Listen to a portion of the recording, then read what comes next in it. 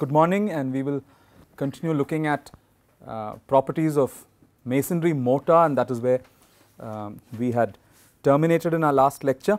We had examined the properties of plastic mortar, okay. Water retentivity, workability being properties that are important as far as ensuring you get proper finish with your bed joint mortar, which is a very important element contributing to the strength and durability of the masonry itself. The important aspect that needs to be established is the bond between the mortar and the unit, and therefore this is achieved through interlocking, because you are looking at let us say you take unit, clay brick unit or a concrete block, you have got undulations on these surfaces, and there is mechanical interlocking at a very small scale that is contributing to the bond, additional friction coming from the interlocking, there is chemical addition, and typically this bond must be established very soon. It is not something that will develop over time, but is something that at the moment you cast the mortar, you should expect this to start forming, and the bond itself is affected by the type of mortar that you are using. Is it a high strength mortar? Is it a weaker type of mortar? It is affected by the qualities of mortar, it is affected by the water strength ratio, it is affected by how close in strength and properties is the unit. So compatibility matters. Workmanship has a very important role as far as the establishment of bond is concerned, and conditions under which curing is happening for the masonry wall. You must have seen after construction the wall has to be kept wet for a few days, just like you would keep concrete wet. There is an important test that is done in the field. It is actually surprising to know that you can establish bond in such a short period of time. It is called the field bond test. It is done on the field. It is a quality control test, and what is done is you basically make a stack of 2 units with the mortar that has been prepared. So you have got the first unit, mortar, and the second unit. You leave it for not more than 2 minutes, a minute to 2, and then you should be able to pick up the entire stack by just holding the top unit, and it should stay. If it does not stay, bond has not been established. So that is why I said that initial bond has to form rapidly, and that is what is actually going to initiate the process of a good quality masonry taking shape there. Okay. So this is a field bond test. It is actually done. If you have a good site engineer, he will go and check, he or she will go and check if this can be achieved. If not, you have to throw away the mortar or check if your units are not, they might be too wet or they might be too dry. So this is something that is good to know. You can, as we saw earlier, workability and water retentivity of the mortar is important property of the plastic stage. So if you want to improve workability, you can actually use chemicals that create air entrainment, and you can actually improve the air content in the mortar mix by about 12 to 18%. However, these can actually reduce the strength of mortar. So one has to be careful in using these additives, and with the knowledge that you can compromise strength. If you want to retain strength, you use lesser of these additives. You should be able to proceed with some of these additives if necessary. Okay. Compressive strength of mortar, and again as a quality control test, small cubes of mortar are cast in the site and tested, just as you would do quality control for concreting by casting those cubes or cylinders in some other countries. So the cube compressive strength is the parameter that we use both to classify the masonry mortar. It's earlier said mm 7.5 and mm5. It is the cube compressive strength, and it is a small cube that is cast. It is a 50 mm by 50 mm side dimension, and the masonry mortar has a role, an important role to play in the compressive strength of the masonry itself. It measures the quality of the brickwork meaning it's the assembly of brick with the mortar, and typically you are looking at a cubical piece of brittle material, and because of the confinement of the end plates you expect a pyramidal failure in this typical X shaped crack you would see because of the confining effect of the end plates, but this is a standard test procedure that we use to characterize the cube compression strength of mortar. Now we have talked of properties that are essential as far as the plastic mortar is concerned, and properties that are essential from the hardened state. So you have twin requirements, but you could have conflicting problems. If you make it too workable, then you are going to have problems with strength. If it is if you want very high strength, water cement ratio has to be reduced. So you actually have a potential problem on hand, and what is typically done in case you want to have desirable properties, you want to tinker with some of these properties, what is normally done is cement is known to provide strength to mortar. Lime on the other hand, which is, as you know, a raw material for cement itself, cement manufacture itself, lime is not so much in use as a binding material today, but you could use lime in the composition to improve workability but reduce, but it can compromise with the strength. So the proportion by which you add lime into the mortar mix is typically controlled. So in this graph you can actually see how, as the proportion on the x axis you have the proportion of lime and the proportion of cement. So you could have a mortar mix which is 100% cement and no lime at all, and you keep reducing you basically replace the percentage of cement with lime. So on the x axis I go from 100% of cement to 0 and lime from 0 to 100%, and you are looking at the compressive strength and the water retentivity. Now the water retentivity is an important property as we had seen earlier in the plastic state. So if you look at the compressive strength in megapascals on the inner side, 5, 10, 15 up to 30 MPa, and water retentivity in percentages, it becomes quite clear that as you reduce the percentage of cement in the proportion, you keep reducing the cement percentage in the proportion, you get mortar that is more workable and has better water retentivity properties. But you look at the reverse, what is actually happening is your strength is decreasing, the strength reduction takes place as you reduce the quantity of cement and keep adding lime.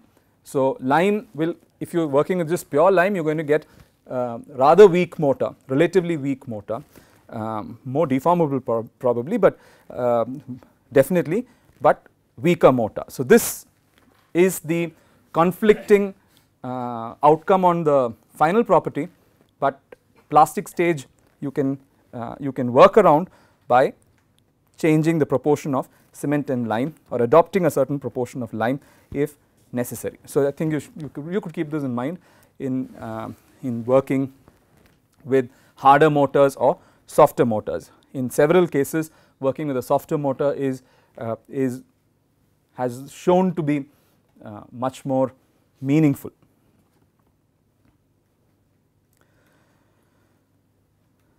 Okay, again compressive strength is one of the properties that you would check, but you also need to know the flexural tensile strength, the tensile strength of the mortar sample. 3-point bending test, as we had looked at, the 3-point bending test for the brick unit can be adopted here, and the sample that is typically made is a sample which is of size 10 centimeters in length and 2.5 centimeters by 2.5 centimeters in cross section, and you load it in flexure, and the stress gradient is going to give you the possibility of maximum bending stresses at the midspan, and failure is brittle. This is a brittle material, and you can see how the midspan crack forms with maximum flexural tension at the bottom. This is one property that can be rather easily assessed experimentally.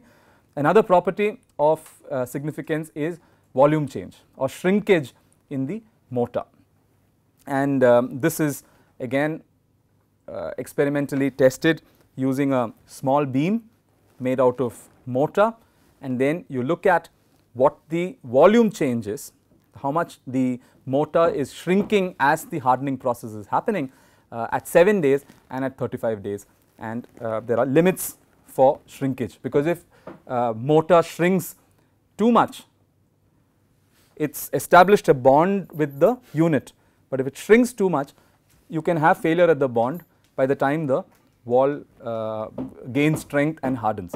So this is a fundamental problem. If there is too much of shrinkage, shrinkage cracks will develop, and shrinkage cracks would not probably immediately compromise the stability of the system, but it will affect durability, because moisture penetration will commence with formation of these cracks in the mortar itself. So we are really talking of the elastic and creep shortening as you have compressive loading, and the thermal effects and the shrinkage effects together deciding how much of volume change is going to happen in the mortar itself. If you have a softer mortar, the softer mortar has more deformability. Basically, when we call it soft, it's about how deformable it is, and therefore these are more ductile, they deform more before cracking and failing, and the harder mortars behave in a much more brittle manner. And it is in this context that the softer mortars, possibly achieved with the use of replacing cement with lime or just with lime, are much more desirable as their performance is concerned. And a very important characteristic of lime is observed in these situations, and it is called the autogeneous healing of cracks. What actually happens is the mortar composition is such that when cracks are formed, the lime mortar has a slow process of hardening, and material is still available to go and fill up these cracks and almost close the cracks and continue to allow formation of distributed small cracks, and therefore the deformability is something that you see much more than a hard brittle material like cement mortar. So this is a subject that is of significant research focus. The behavior of lime mortars, it's still not fully understood because it's a very complex chemical composition. The autogeneous healing is something that is being steadily researched, because for repair of masonry and historical masonry, this property of lime is extremely useful. It's also being researched from the point of view of repair of other structural materials. So this is something you might want to know. So the sample for the drying shrinkage test, again as I said, is a beam. Here the beam is 25 by 25 millimeters by 30 centimeters, and take measurements at 2 points in time, 7 days and 35 days, and mortar shrinkage should be within certain limits. Okay. So that brings us to two sets of constituents that we have talked about, and as I had mentioned earlier, grout is another important constituent of masonry construction today. The hollow blocks partly are grouted or sometimes fully grouted, and when you have reinforcement you have to grout the cavity in which you have the reinforcement. So grout itself is a different material. If you are using concrete blocks, the chances are that the grout material that you are using is close enough to the concrete blocks composition, but it still could be different. If you are using hollow clay bricks, or if you are using solid clay blocks and you have cavities in which you are pouring concrete, it is completely different a material with respect to the unit or the shell. So this is a material that you must consider and has a role to play in the strength of the masonry, in the deformability of the masonry, and is primarily there to protect your reinforcement. Yes, your question is, like we do a formal mixed design for concrete, do you do a mixed design for mortar? I would answer it this way: if you want to achieve a certain strength of your masonry, you can formulate the strength of the masonry by knowing the strength of the mortar and the strength of the unit. So, you choose a certain strength of mortar and a certain strength of unit, and these two together are going to give you a strength of the masonry. Okay. Now, how do you work backwards? I can say I need a unit of strength 10 Newton per millimeter square, and I can get that manufactured. Now, mortar, if I by calculation want a mortar that is 7.5 Newton per millimeter square, it is again a composite. So, how do I achieve 7.5 Newton per millimeter square mortar? And that is where you need to know what proportion is required of cement. Do you have any other additive like a pozzolan and lime, and the fine aggregate? So, you break it down. You want to achieve a certain masonry strength. It is directly dependent on the mortar strength and the unit strength, and therefore, since the mortar strength has to be achieved, a certain average compressive strength has to be achieved, you need a proportioning for that. So, you can carry out a process similar to mixed design for concrete. However, the tables that we had seen in the other class, where depending on the strength of cement and depending on the proportions of the fine aggregate and the cement, you will get a certain average compressive strength, which is typically what is done. So, strictly speaking, you would not be doing a mixed design every time. You would be depending on these ready-made tables to guide you how to choose the mortar itself. Right. So, as far as the grout is concerned, you are looking at concrete that is high slump concrete. You typically pump it into the cavity. It is about you typically construct a wall to a meter or meter and 0.2, and then once the reinforcement is already in place, you pump the high slump concrete into place.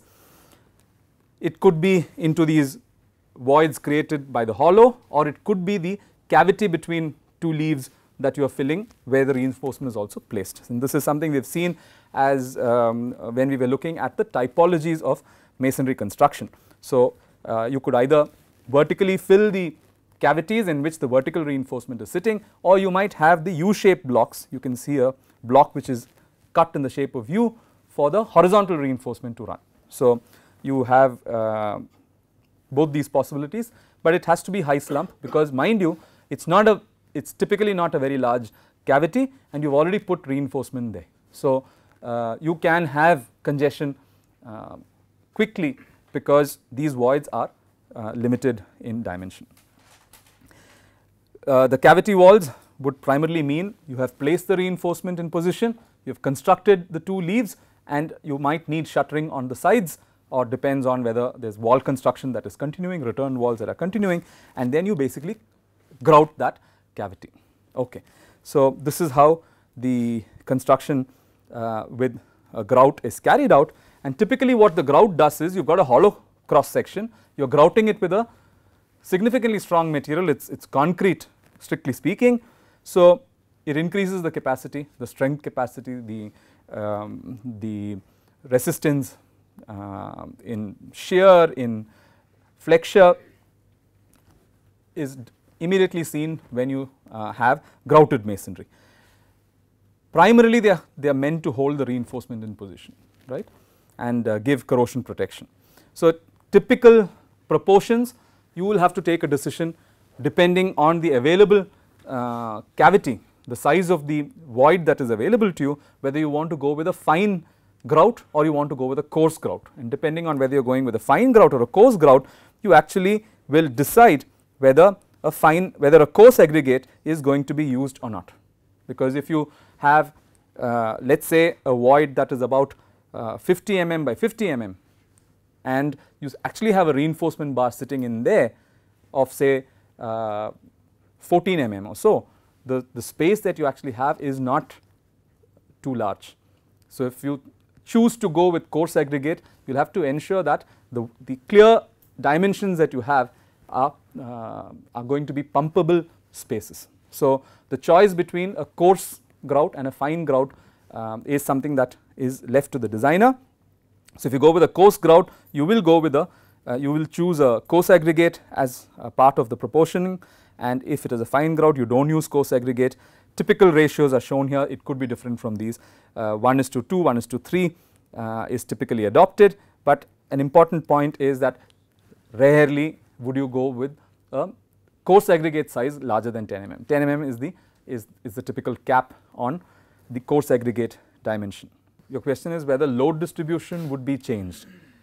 Strictly speaking, if you look at a cross section where you have the shell of the unit itself, okay, you have the outer and the inner, inside of the structure and outside of the structure, and then you have the core material which is now concrete. They are all of different, let us say this is brick, this is clay brick, hollow clay brick, and the core is concrete itself. The modulus of elasticity of these are going to be different, right. So, the cross section, the distribution of stresses is going to be different because of different moduli of elasticity. One. The second problem is the unit is prefabricated and used. So, it is not going to change in shape or volume, whereas the grout is pumped into the cavity, it will shrink. So, when it shrinks, you could have issues of uniform transfer of loads, and thereby you can have differences in stress distribution caused by shrinkage of the grout itself. Okay. So, again, since it is a property that can alter the strength of masonry, a check on the grout property, grout compressive strength is one of the minimum tests that is carried out to characterize the grout itself. So, the grout compressive strength, we expect it to be at least equal to the compressive strength of the masonry of the assembly, right. It will work out to be close to the compressive strength of the masonry. You basically can't have very weak grouts because it does not bode well for protection to corrosion of the steel reinforcement, and after all the effort, you do not want a grout that is weak and not contributing to the compressive strength of masonry. So, a good thumb rule is to see if your masonry compressive strength and the grout compressive strengths are comparable. Now, you should also understand that the reinforcement bars are sitting there, that the reinforcement bars are going to be active in load transfer if the anchorages are good. So, the steel reinforcement is going to be depending on development on the grout. So, you cannot have compromised strengths of the grout. So, this is something that requires due diligence in the mix proportioning and the quality of grouting itself. So, for testing the compressive strength of the grout, we do not have an Indian standards that addresses the compressive strength testing of the grout.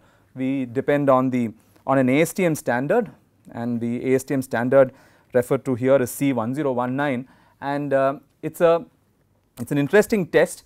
Now, since the grout is actually sitting inside the masonry unit or the concrete block, what would and you are using a plastic high slump material which is going into something that has high water absorption. You have seen that clay brick can have good high water absorption, concrete also has water absorption. So, you are actually pumping something plastic into this cavity. There will be water that is absorbed from the high slump grout by the units. So, if you were to just take that high slump concrete and put it into a mold and go test the compressive strength of the mold, you will be completely wrong, because the water cement ratio in the high slump concrete when you are pumping it is much higher than what it is inside the cavity, because the walls will start absorbing the water in the grout, and what you would finally get is possibly a stronger grout if too much water is not absorbed. So, the test protocol requires that you create a mold with real units that you are going to be using in the wall construction. So, you can see how this arrangement is. You have got 4 blocks, you create a cavity, and the size of this grout specimen is roughly 9 centimeters by 9 centimeters by about 180 millimeters. I am sorry. Those strange numbers are simply because it's in inches that it is defined in the ASTM standards, and a conversion will give you these strange numbers. Prismatic grout specimen, and then what we do is that we actually place lining on the face of the units, and this lining will actually absorb will not inhibit the absorption of water by the unit. So, you use something like blotting paper that is typically used to absorb moisture. You have to use something like that. Can you tell me why you use that?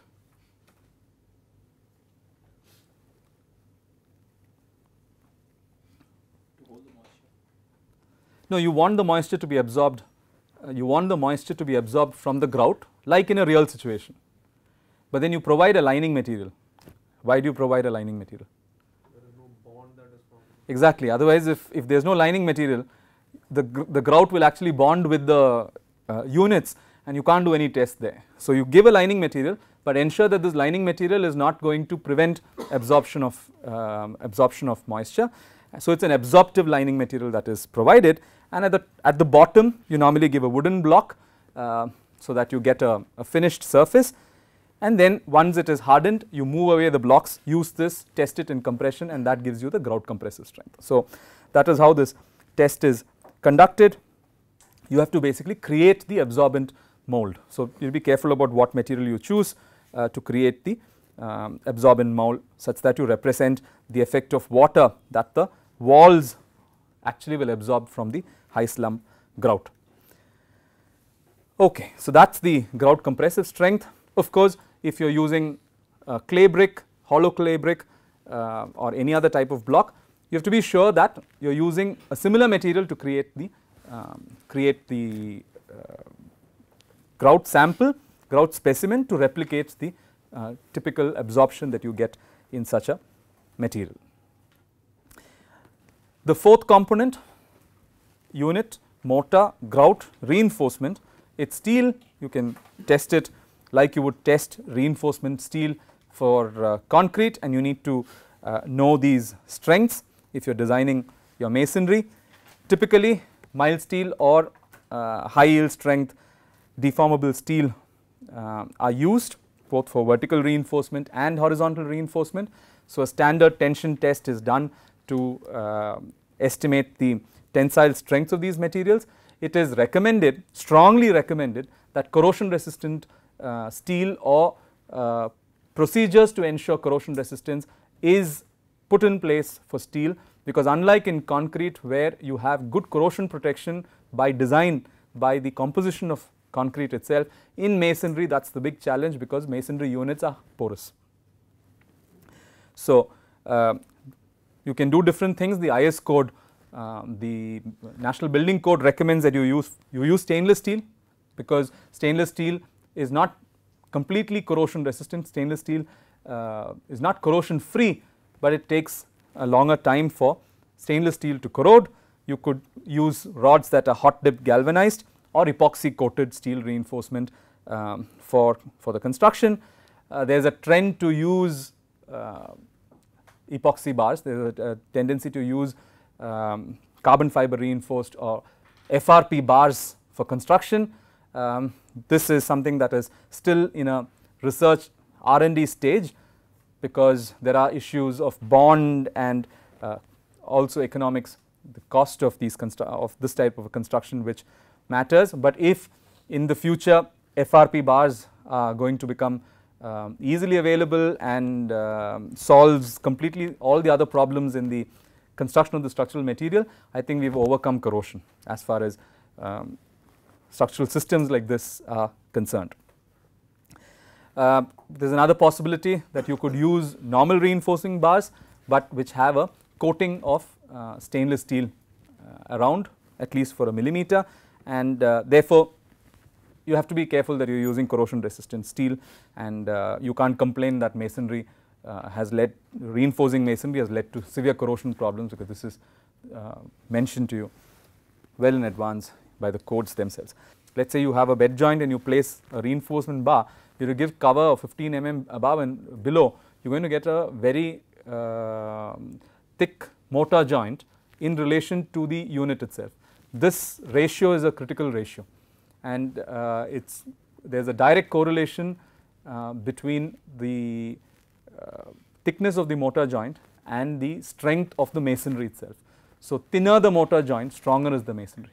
So, you have again a conflicting requirement here. Steel has to be protected, but you need cover for the steel has to be protected, but you need thin mortar joints. So, if you remember in the typologies of masonry, I was talking about high strength bed joint mortars. The whole idea of high strength bed joint mortars is to ensure that you get thin bed joints when you have steel in the joint itself. So, bed joint reinforcement, when you have a couple of good options for bed joint reinforcement today available in the market. One of them is the truss type. It is in the form of a truss, and the inclined elements are either made out of thinner cross section of bars or even strong wire. Now, this the truss type reinforcement with a wire actually ensures that the percentage of steel is achievable, but you can reduce the size of the steel bars, and thereby you can minimize the joint thickness itself. So, it is a good typology, and there are different ways in which these wires are attached. Some of them are welded, but welding very thin elements in steel has other complications. So, this is another area by itself. You can also have this ladder type joint reinforcement, bed joint reinforcement, which is basically with a series of lugs between the rods. Again, this is again a typology that will help you achieve a certain percentage of steel that you require for the joint itself, and minimize the size of the reinforcement as much as you can. Of course, the bed joint reinforcement has to be coupled with the vertical reinforcement, and that is the kind of detailing that you are seeing here, where the vertical reinforcement is connected to the horizontal reinforcement. As you have seen, the horizontal reinforcement improves the effectiveness of the vertical reinforcement in flexural capacity itself. Okay. So, having examined the different components of masonry construction, 4 of them, we now start looking at the masonry assembly itself and properties of the masonry assembly. Strength properties, primarily compressive strength, tensile strength, but here we are examining the flexural tensile strength, and we will examine flexural tensile strength parallel to the bed joints and perpendicular to the bed joints, and then the shear strength of masonry. These are characteristics, these are mechanical parameters that directly impact the strength of the masonry. So, to begin with, we will examine behavior under compression and how it is tested for compression, and what factors influence the compressive strength of masonry itself. So, if you take a stack of bricks subjected to uniaxial compression, the behavior in the assembly, there are 3 different materials or interfaces in this assembly. The first one being the unit, the second one being the mortar, and the third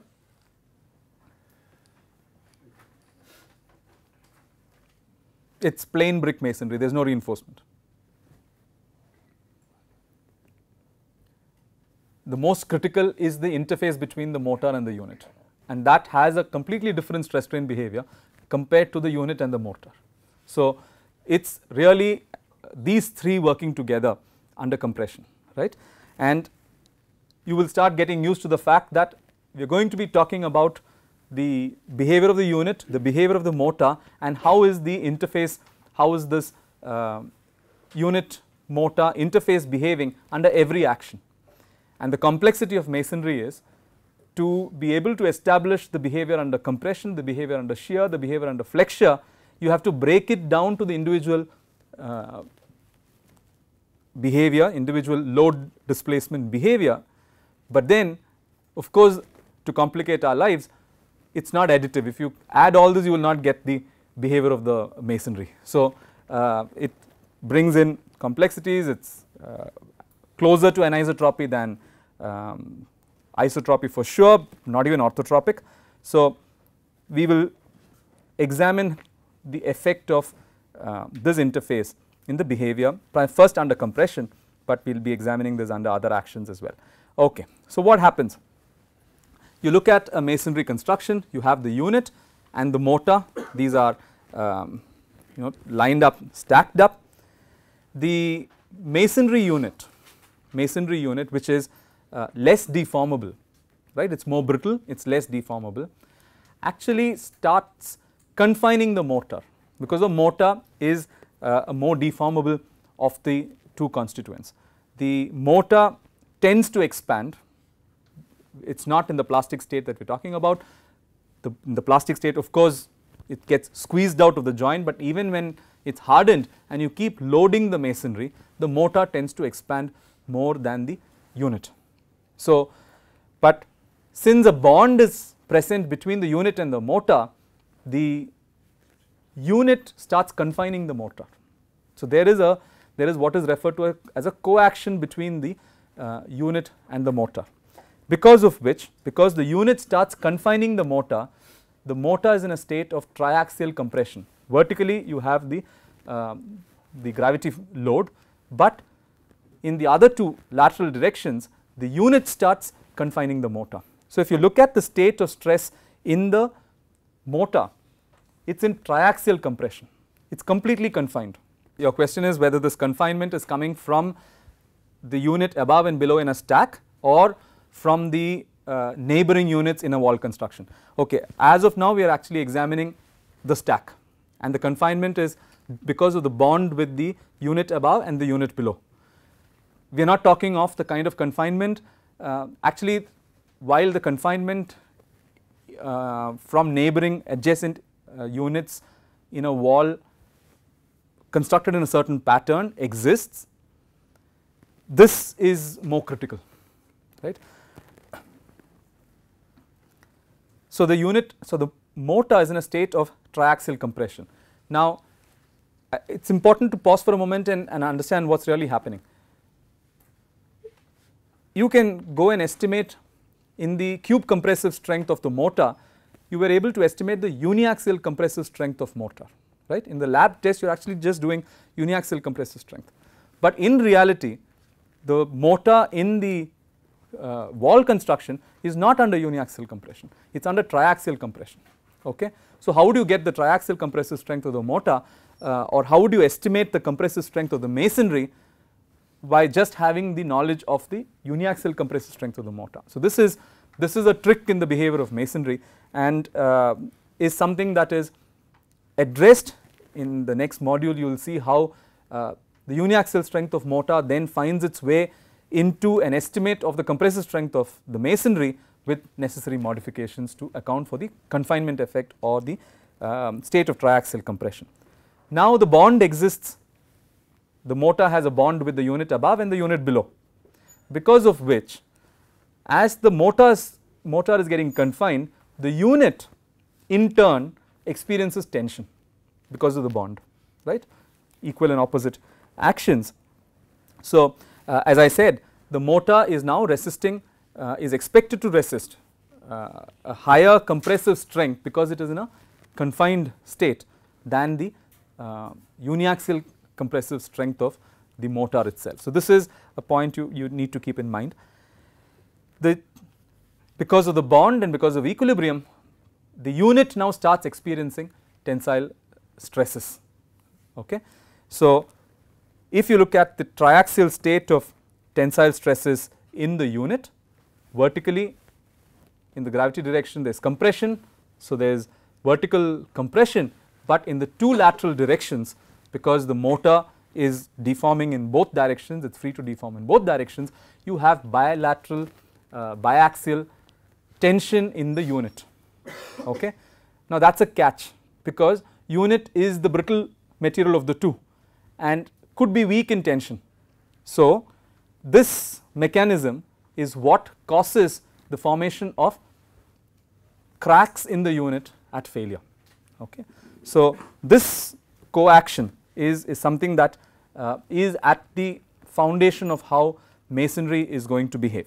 However, a word of caution, this is true, this understanding of triaxial compression in the masonry mortar and the biaxial tension and uniaxial compression in the unit is true as long as Poisson's ratio of the mortar higher than the Poisson's ratio of the unit, meaning this unit is more compressible than the mortar.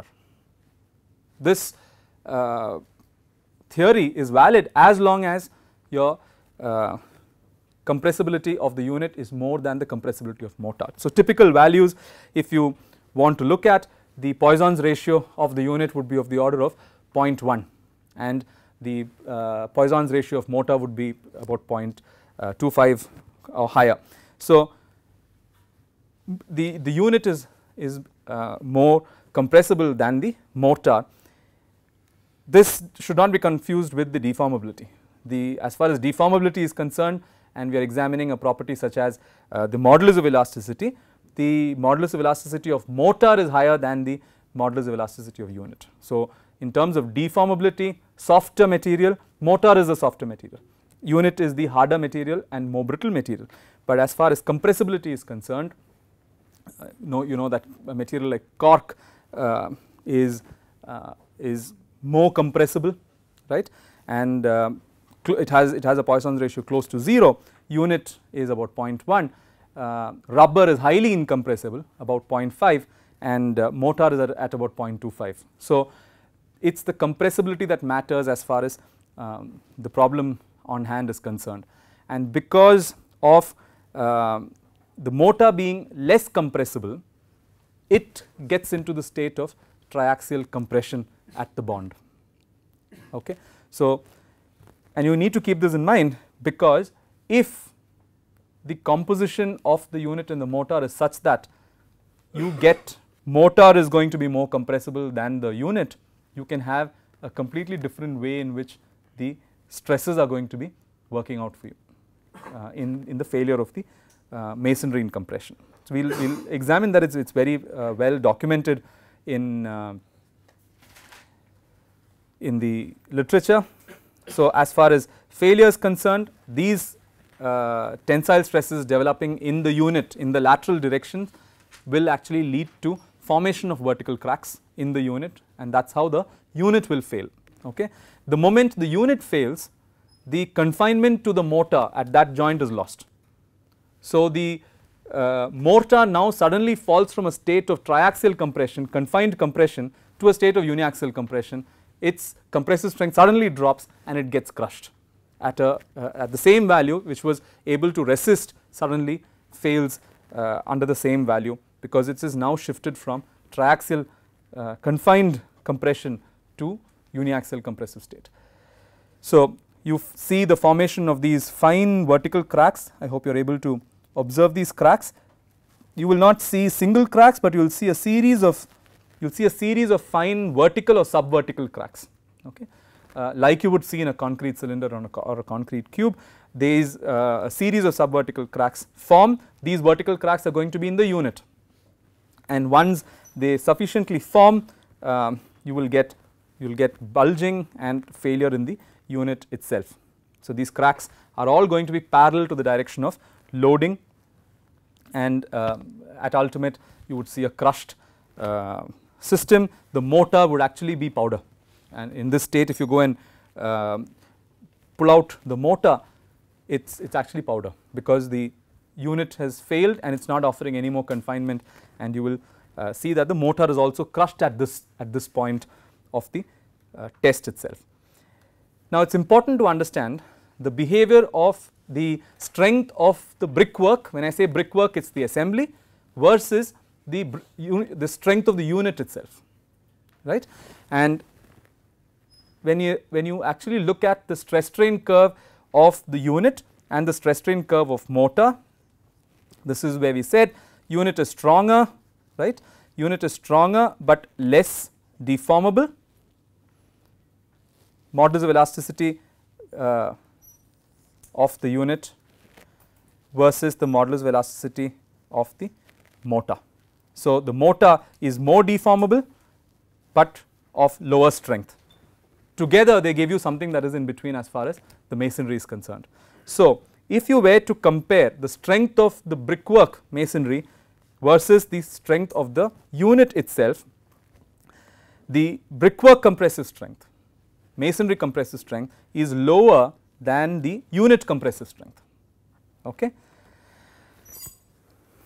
And typically the correlation between the two, the relation between the two is that the brickwork compressive strength, the masonry compressive strength varies as the square root of the compressive strength of the unit or the crushing strength of the unit. This is typically observed relationship between the masonry compressive strength and the unit compressive strength, that it varies as the square root of the crushing strength of the unit itself. But if you were to examine the mortar, the strength of the mortar in the masonry will be higher because of the triaxial confinement, the triaxial compressive stress in the state of confinement, and will have a value, the compressive strength of the masonry will be significantly higher than the strength of the mortar itself, and this is because of the triaxial effect that is there, the triaxial confinement that is there of the mortar. And the way the mortar compressive strength and the prism strength or the masonry strength are related is in this manner, that the brickwork compressive strength, the masonry compressive strength varies as the third or the fourth root. There is variability depending on the compositions, third or the fourth root of the mortar cube strength. So, this is how you would be able to relate the constituent strength to the strength of the assembly itself. So, just to summarize the inferences on the compression failure in masonry, the uniaxial compression and the bilateral tension that is forming, these are secondary tensile stresses because of Poisson's effect that is developing in the unit itself. These are lateral actions, the lateral bulging is causing these stresses because you have the bond, it does not allow it to bulge, and lateral tension, secondary tensile stresses is causing the splitting of the brickwork. The compressive strength of the unit therefore is really not a direct measure of the compressive strength of the masonry, and that is simply because it is controlled by the mortar. It depends on the strength, the compressibility of the mortar. The failure of the unit in compression individually is different from the failure of the unit in the masonry assembly. So, if you have a very strong brick unit, it does not mean that you will get strong masonry. It depends on what the mortar is going to be. So, the basic message is you cannot qualify the properties of the masonry by simply doing a test on the unit. If you have good quality unit, it does not mean that you have got good quality masonry. You have to be very careful about that. You have to have a measure of the compressive strength of the masonry itself. The mortar instead withstands higher compressive stresses in the brickwork because of the multiaxial state of stress. So, we will stop here and we will look at what happens if you have different materials in the mortar joint. Does it give us an insight into the structural mechanics of the masonry itself?